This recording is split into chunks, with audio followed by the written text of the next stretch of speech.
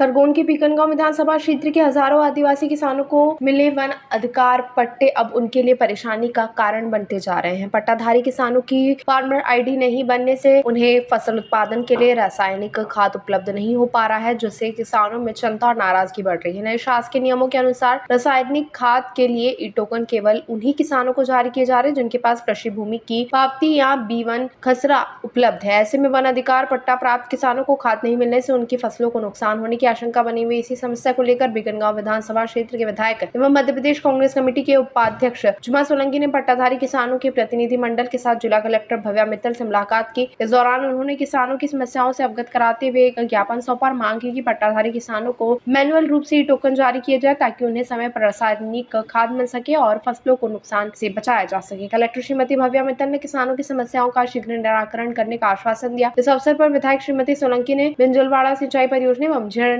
वहन परियोजना से जल्द पानी छोड़े जाने की मांग को लेकर भी एक आवेदन सौंपा। प्रतिनिधि मंडल में अशोक सिसोदिया, मोहन बास्कले, शिवराम पटेल, जाल सिंह सरपंच बग्गू, हरे सिंह, चंद्र सिंह सरपंच, अनिल बास्कले, मंगल सिंह सहित बड़ी संख्या में पट्टाधारी किसान उपस्थित थे। कलेक्टर मैडम से मुलाकात हमारे जितने भी पहाड़ी अंचल के 34 गांव के किसानों के साथ सरपंच पंच सभी लोग मिलके मुलाकात की और गंभीर समस्या को लेके मुलाकात की है। जितने भी वन ग्राम के पट्टेधारी हैं उनको खाद नहीं मिल रहा है। खाद के साथ साथ जो भी फसल के बिजाई और अन्य कामों के लिए किसान लोन उठाता वो भी उसकी भी सुविधा नहीं मिल रही है। वजह है उनके फार्मर आईडी का नहीं बनना। टेक्निकल कमी की वजह से इन किसानों को फार्मर आईडी नहीं बनाई दी जा रही थी।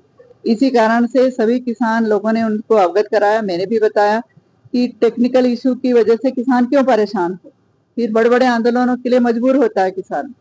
तो उन्होंने इस बात को संज्ञान में लेकर तहसीलदार और तमाम हमारे सोसाइटी मैनेजरों को आदेशित किया कि तत्काल इनकी टेक्निकल इशू हमारा विभाग ही है, इसको दूर किया जाए और समस्त किसानों को खाद की उपलब्धता के लिए उनकी फार्मर आईडी बनाई जाए।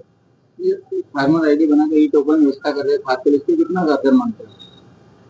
ये किसान के लिए जो अशिक्षित हैं और शिक्षित भी हैं उनके लिए भारी तकलीफ जाती है, क्योंकि उनका वेरीफाई पहले तहसीलदार करेगा, तहसीलदार के बाद आपको एसडीएम करेगा, एसडीएम के बाद वेरीफाई करके फिर सोसाइटियों में जाएगा। इतनी लंबी प्रक्रिया से जूझता है किसान।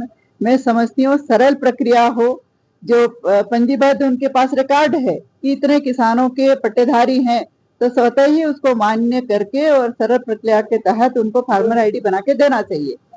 तो ये व्यवस्था ये सिर्फ हमारी यहीं की नहीं है, पूरे मध्य प्रदेश में है। ये 34 गांव के किसानों के साथ आए हैं, तो अनुमानित कितनी संख्या में उनको प्रभावित हो रहे हैं?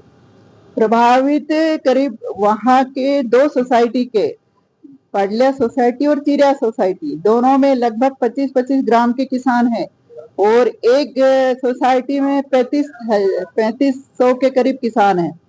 तो मान के चलो 60,000 किसान है ना, उससे भी अधिक। ये तो रिकॉर्डेड हुआ। बाकी पूरे जिले की बात करें तो ऐसे तमाम किसान प्रभावित हो रहे हैं। और दूसरा सूखे को लेकर भी, पेयजल को लेकर भी, और हमारे वहाँ पे एक भी सिंचाई योजना नहीं है, उसकी मांग को लेकर भी हम लोग यहाँ पे आए। ताज़ा खबरों के लिए सब्सक्राइब करें JSR टाइम्स और साथ ही नोटिफिकेशन पाने के लिए बेल आइकन को दबाएं।